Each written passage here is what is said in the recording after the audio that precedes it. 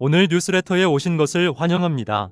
해외 만명 중공정권 정당성 위기 폭로. 2016년 초 UN 난민기구가 발표한 2025년 예비 데이터에 따르면 17만 8,725명의 중국 시민이 해외 망명을 위해 조국을 탈출했습니다. 이는 2024년 기록된 역대 최고치인 18만 명에 육박하는 수치입니다. 예비 수치가 조정되고 나면 최종 숫자는 역사상 신기록을 세울 수도 있어 중공치와 중국 대탈출의 전례 없는 규모를 보여줍니다. 국제인권단체들에 따르면 시진핑 집권기인 2012년부터 2024년까지 115만 명 이상의 중국인이 해외에 망명을 신청했습니다. 연평균 약 9만 명입니다.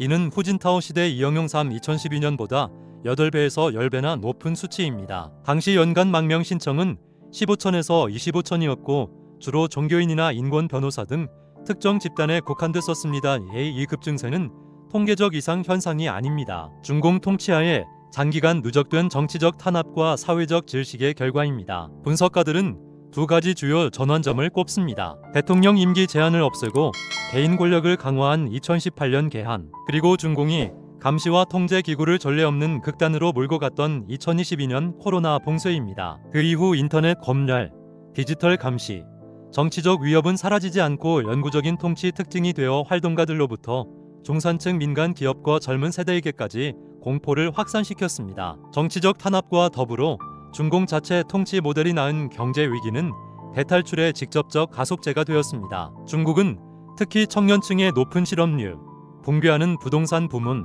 심각하게 약화된 내수 소비에 직면해 있습니다. 부동산 투자는 두 자릿수 비율로 계속 떨어졌고 신규 착곡 면적은 극했습니다. 한때 GDP의 거의 30% 이하 시일을 기여하던 부동산 부문이 멈춰서면서 금융, 건설, 제조업 전반의 마비라는 연쇄 반응을 일으켰습니다. 지방 재정 위기는 중공 통치의 시스템적 실패를 더욱 드러냈습니다. 국제결제은행 데이터에 따르면 중국의 GDP 대비 총부채 비율은 300% 이하 시엔에 육박했습니다. 토지 기반 금융이 무너지면서 많은 지방정부가 기본 운영조차 힘들어졌고 일부 지역은 공무원 임금 체불까지 겪고 있습니다. 중앙정부의 구조 조치주로 특별 국채를 이용한 부채 교환은 위험을 지방정부에서 국가 신용으로 옮길 뿐입니다. 책임성과 제도적 견제가 결여된 중앙 집권적이고 자의적인 통치 시스템이라는 근본 원인은 건드리지 않은 채 말입니다. 경제 악화는 폭발적인 사회 불안으로 빠르게 전해되었습니다. 사회보복, 무차별 살인 공격, 정부에 대한 격렬한 폭력 시위가 여러 지역에서 빈번하게 나타났습니다. 국제연구기관들은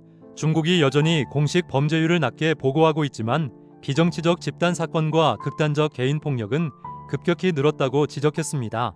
이 사건들은 무작위가 아닙니다. 중공이 불만 표출의 모든 합법적 통로를 조직적으로 제거한 직접적 결과입니다. 언론 자유가 짓밟히고 법적 구제가 정치화되며 청원이 안보 위협으로 취급될 때 축적된 원한은 갑작스럽고 종종 무차별적인 폭력 외에는 갈 곳이 없습니다. 전 세계적으로 미국은 여전히 중국 망명 신청자들의 주된 목적지입니다. 전체 신청의 80% 이하 시엔 이상을 받아들였으며 그 수는 6만 8,794명에서 거의 14만 8명으로 늘었습니다. 유럽에서는 이탈리아가 2025년 3,857건의 신청을 받아 이구 전체의 거의 절반을 차지하며 주요 목적지로 부상했고 독일도 전체적인 망명 신청 감소세 속에서 증가세를 보였습니다. 아시아 태평양 지역에서는 호주가 10,000건 이상으로 세계 2위를 차지했고 뉴질랜드도 절대 숫자는 적지만 눈에 띄는 증가를 기록했습니다. 특히 파나마의 다리엔 갭을 건너는 것 같은 위험한 탈출 경로가 점점 흔해지고 있는데 이는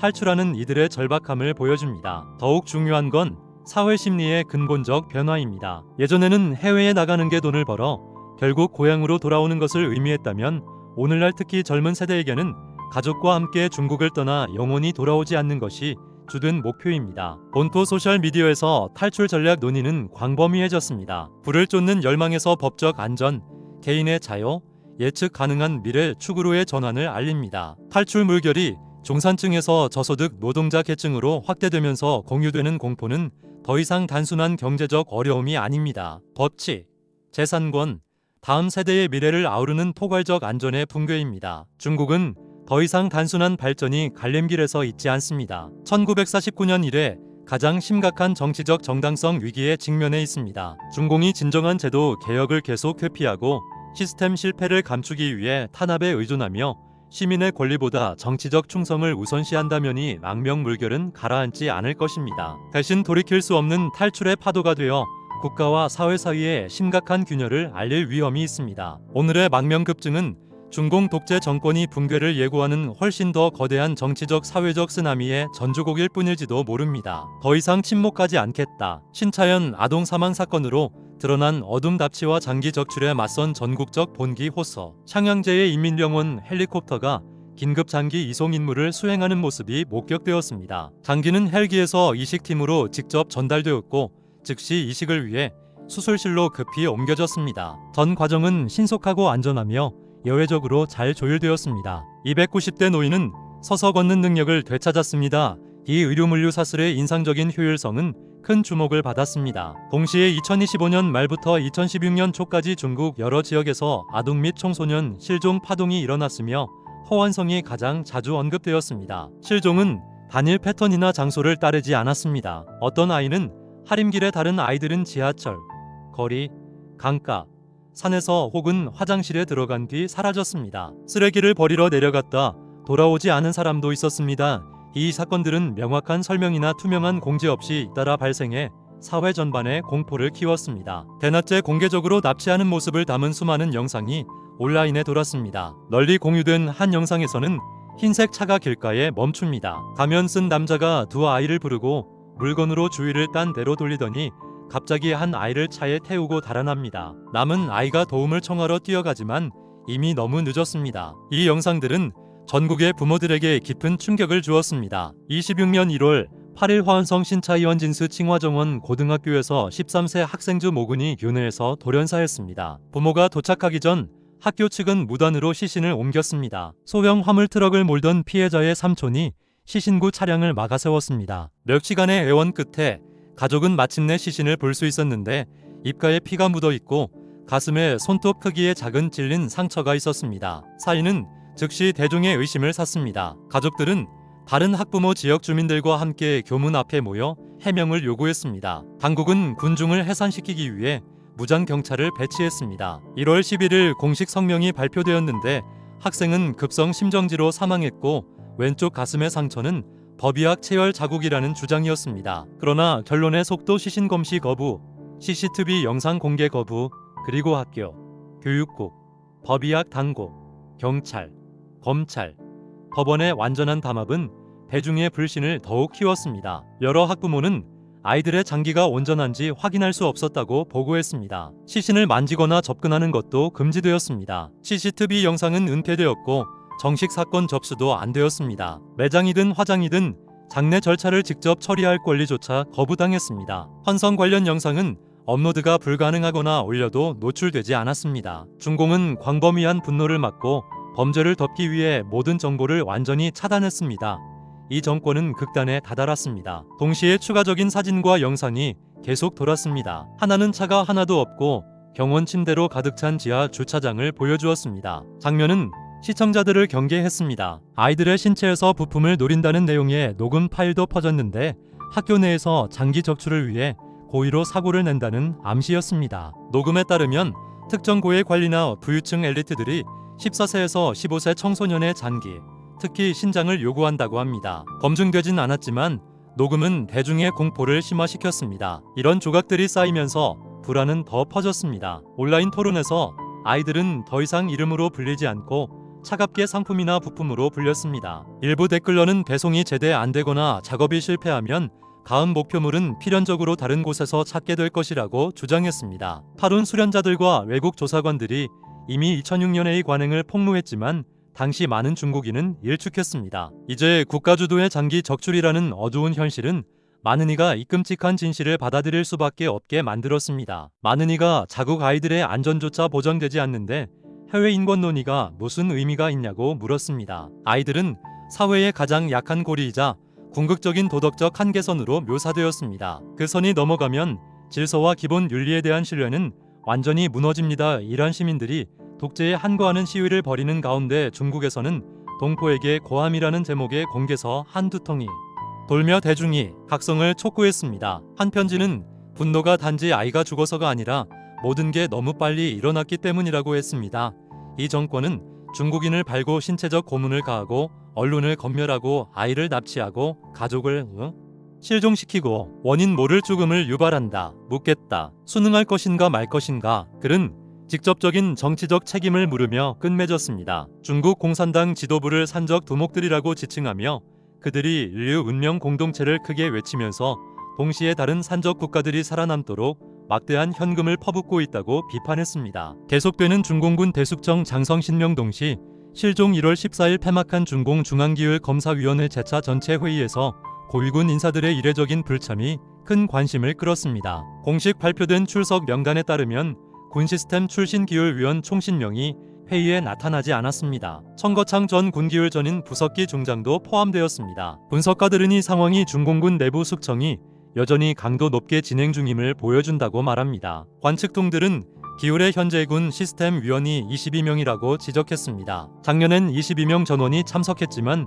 올해는 10명이 빠져 거의 절반이 불참했습니다. 결석자 중에는 중장 8명과 소장 2명이 포함되어 있어 숙청이 특정 군종이나 하위 계급에만 국한되지 않음을 시사합니다. 불참한 군의원들은 육군, 해군, 공군, 무장경찰, 무경에 걸쳐 있었습니다. 여러 군종고위 장교들의 동시 실종은 군 내부의 조직적이고 전면적인 숙청 의혹을 부채질했습니다. 이 상황에 대해 군사정보 프로그램 진행자 저우찌 등은 중공군 숙청이 끝나려면 아직 멀었다는 명백한 신호라고 말했습니다. 그는 동부 전구와 남부 전구를 포함한 여러 군의 고위 지휘관들이 잇따라 낙마했으며 현재 표적이 된 이들은 대부분 앞서 숙청된 인물들의 측근이나 부하들이라고 지적했습니다. 혼란의 징후는 이미 작년 10월 열린 중공 사중전회에서 드러났습니다. 군대경을 가진 중앙위원 42명 중 27명이 불참의 결의 63피이하 시엔에 달했습니다. 특히 결석자 중 22명이 상장 대장급이어서 숙청이 군의부 최상층부에 도달했음을 보여주었습니다. 또한 그 사중전회에서 허웨이동 중앙군사의 부주석과 내무와 정치공작부 주임을 포함해 시진핑이 직접 승진시키고 총회했던 장군 9명이 동시에 낙마의 군 내부의 깊은 불안정을 더욱 강조했습니다. 가장 최근 기울의 회의에서도 상황은 계속 전개되었습니다. 불참한 군인사 신명 중 빈전 중앙군사의 감사서장 소장은 이미 전인대 대표 자격을 박탈당해 징계 조치가 공식적으로 정치적 영역으로 넘어갔음을 시사했습니다. 대기원 칼럼니스트 왕원은이 연임 사건들이 중공군 내 최고 권력의 근본적 이동을 가리킨다고 말했습니다. 왕에 따르면 한때 생사유탈권을 쥐었던 칼자루들이 이제 필연적으로 교체되고 있으며 이전에 그 권력을 휘둘렀던 자들은 비참한 결말을 맞을 가능성이 큽니다. 그 결과 현재 군 내부 투쟁은 전례 없는 수준의 잔혹함으로 점철되고 있으며 이는 중공 집권의 가장 심각한 수준일 수 있습니다. 이란 중국을 보는 거울 시진핑 정권도 파멸의 길을 따를 것인가이라는 일화는 10일 넘게 인터넷이 차단되었고 사망자가 12명을 넘었다고 보도되었습니다. 많은 관측통은 펼쳐지는 상황이 이란 4개 삽계 반태의 징후를 띈다고 말합니다. 국제적 관심이 미국과 트럼프 대통령의 대응에 쏠려 중대 전환점이 생길지 지켜보는 가운데 또 다른 관점이 점점 더 제기되고 있습니다. 여러 면에서 이란이 중국의 가능한 미래를 비추는 거울 역할을 한다는 것입니다. 역사, 문화, 정치, 경제의 렌즈로 볼 때 두 나라는 놀라울 만큼 유사합니다. 이란과 중국 모두 수천 년 역사를 지닌 고대 문명입니다. 1000년 넘게 이란은 거의 지속적으로 외세 왕조의 지배를 받았습니다. 지배 세력은 결국 페르시아 문화에 동화되었지만 페르시아인들 스스로가 민족의 운명을 진정으로 통제한 적은 드물었습니다. 중국의 역사적 경험도 본질적으로 다르지 않습니다. 비한족 통치 기간의 연속은 강압, 이념적 통제, 개인 권리 무시에 기반한 통치 유산을 남겼습니다. 시간이 흐르며 이는 독립적 의지를 표현하기보다 위에서 내려오는 신호를 읽는데 생존이 달린 복종의 사회 심리를 키웠습니다. 이 상태의 명확한 발현 중 하나가 패배를 승리로 포장하는 사고방식, 즉 정신승리입니다. 이란에서는 분쟁에서 큰 손실을 보고 국제 제재에 장기적 타격을 입었음에도 당국이 반복해서 승리를 선언하고 심지어 전국적인 축하 행사까지 열었습니다. 중국에서도 역사적 패배는 마찬가지로 상징적 승리로 재구성되어 현실을 가리는 동시에 자기 만족감을 키웠습니다. 많은 분석가는 이 사고방식이 사회의 자정 능력과 교정 능력을 침식했다고 믿습니다. 경제적으로도 두 나라는 비슷한 패턴을 보입니다. 중앙 권력이 느슨해지면 경제 활력이 솟구치고 통제가 조여지면 침체가 뒤따릅니다. 이란은 1979년 이전 토지 개혁, 교육 확대, 대규모 인프라 프로젝트를 특징으로 하는 20년간의 급속한 발전을 겪었지만 신정체제 복귀로의 궤적은 갑자기 멈췄습니다. 이후 이란은 서방과의 장기 대결에 진입했고 지속적인 제재를 견디며 심각한 통화 가치 하락을 겪었고 지하 경제가 번성했습니다. 중국 역시 개방 이후 전례 없는 성장기를 겪었습니다. 대략 30년 동안 경제는 급성장했고 중산층이 등장했으며 미래에 대한 자신감이 널리 퍼졌습니다. 그 궤적은 2012년 이후 바뀌기 시작했습니다. 한때 개혁 성향 인물로 여겨진 시중신의 아들 시진핑은 자신을 마오쩌둥의 진정한 후계자로 여기며 집권했습니다. 그는 반부패를 기치로 권력을 중앙에 집중시키고 정적을 숙청하고 충성파를 양성하며 경제 개혁의 방향을 강제로 되돌렸습니다. 동시에 베이징은 미국에 점점 더 적대적인 태도를 취하며 첨단 기술 공급망 시장 통제를 놓고 공격적으로 경쟁했고 대만 해협여 반보 압박을 높였습니다. 이러한 움직임은 워싱턴 특히 트럼프 행정부의 강력한 반발을 불렀고 경제적 결과는 점점 더 명백해졌습니다. 오늘날 향후 10년 중국 경제 전망에 자신감을 표하는 중국 시민은 극히 드뭅니다. 긴 역사를 가진 두 인구 대국 둘 다 흥망성수의 주기를 비틀거리며 나아가고 의세 지배에 상처가 있으며 세속적 추구보다 이념적 완전함을 택했고 결국 영속적인 유사신정, 권력을 유지하고 있습니다. 남는 질문은 이것입니다. 역사의 조용한 저류 속에서의 유사함은 진정 무엇을 의미하며 미래에 어떤 경고를 던지고 있는가? 태국 고속철 참사에서 1대1로 글로벌 위기까지 두부비지 공정과 중공식 부패 모델이 곳곳에서 재앙을 부르다. 태국이 불과 이틀 만에 대형 사망 사고를 연달아 겪었습니다. 둘 다 동남아시아에서 진행 중인 중국 공산당의 1대1로 인프라 프로젝트와 연관되어 있습니다. 1월 15일 사무사콘주라마이 도로 고속도로 공사 현장에서 크레인 붕괴 사고가 발생했습니다. 쓰러진 크레인이 아래를 지나던 차량 2대를 덮쳐 2명이 사망하고 5명이 다쳤습니다. 하루 전인 1월 14일 태국 내 또 다른 고속철도 공사 현장에서 대형 크레인이 넘어져 운행 중이던 여객 열차를 덮쳤습니다. 탑승객 200여 명 중 최소 32명이 사망하고 60명 이상이 부상했습니다. 보도에 따르면 이 고속철도 프로젝트는 태국 중국 협력 이니셔티브의 일부이자 동남아 내중공 1대1로의 주요 인프라 프로젝트입니다. 비 교통부 장관은 두 사고 모두 같은 시공사인 이탈리안 하이되어 있다고 확인했습니다. ITD는 중국 중철, 차이나 레일이 산하 중국 철도 제공 정국과 밀접한 관계인 것으로 알려졌습니다. 업계 관계자들은 1대1로 프로젝트가 중국산 장비 공급망에 크게 의존하는 점을 감안할 때 사고 크레인이 중국산일 가능성이 높다고 시사합니다. 잇따른 대형 참사는 중공 1대1로 프로젝트의 안전기준, 시공 품질, 규제 감독에 대한 심각한 국제적 우려를 다시 한번 불러일으켰습니다. 사건들은 추가 조사가 진행 중입니다. 사건 직후 베이징은 재빨리 책임에서 거리를 두려했습니다. 책임을 부인하려는 시도는 익숙한 패턴을 강화할 뿐입니다. 이득은 챙기고 결과는 떠넘기는 것입니다. 사실의 재앙은 고립된 사건이 아니었습니다. 최근 몇 년간 중국, 태국 고속철도 프로젝트는 터널 붕괴와 치명적인 공사 사고 등 반복되는 사고에 시달려 왔습니다. 이런 우려는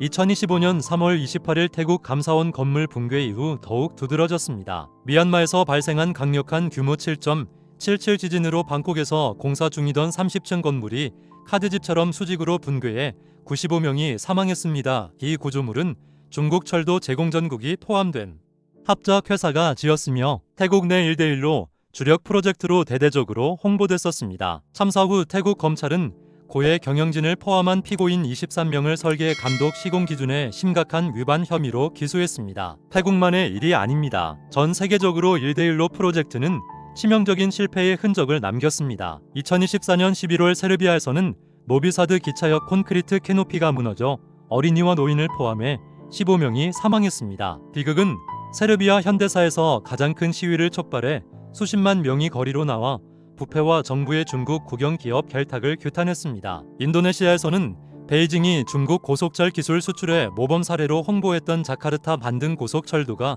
시범 운행 중 탈선했습니다. 인도네시아 전문가들은 과속과 미완성 인프라에서의 운행을 주요 원인으로 꼽았습니다. 사건은 중국 기술에 대한 광범위한 비판을 불렀고 오랫동안 세계적인 안전 기준이었던 일본 신칸센 시스템을 선택했어야 했다는 목소리를 다시 높였습니다. 아프리카 케냐에서는 시이리 다리가 개통 예정을 불과 몇 주 앞두고 붕괴에 수십 명의 노동자가 다쳤습니다. 남미 에콰도르에서는 중국 기업이 지은 거의 30억 달러 약 4조 3,500억 원 규모 코카코도 싱클레어 수력 발전됨에 8,000개 이상의 심각한 구조적 균열이 생겨 운영 안전과 아마존 생태계에 직접적인 위험을 초래했습니다. 에콰도르는 결국 소송을 제기해 중국 측으로부터 수억 달러의 보상 합의를 받아냈는 데에는 드물지만 중요한 선례를 남겼습니다. 정치적 관점에서 1대1로는 단순한 인프라 개발 프로그램이었던 적이 없습니다. 2013년 시진핑이 공개한 이래 지정학적 영향력을 확대하고 통치 모델을 수출하며 국제 질서를 베이징에 유리하게 재편하려는 중국 공산당 글로벌 전략의 핵심 요소였습니다. 대규모 인프라 프로젝트를 통해